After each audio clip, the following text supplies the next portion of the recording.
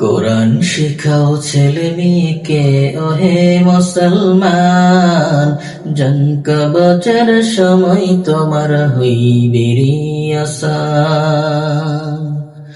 কোরআন শিখাও ছেলে মেয়েকে ওহে মুসলমান, জনক বচার সময় তোমার হইবে রে আসান।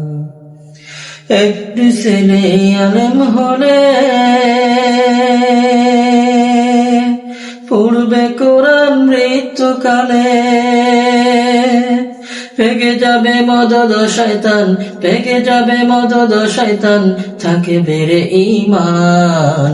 কোরআন শিখাও ছেলে মেয়েকে ওহে মুসলমান, জনক বোঝার সময় তোমার হইবে আসান। জনক বোঝার সময় তোমার হইবে আসান।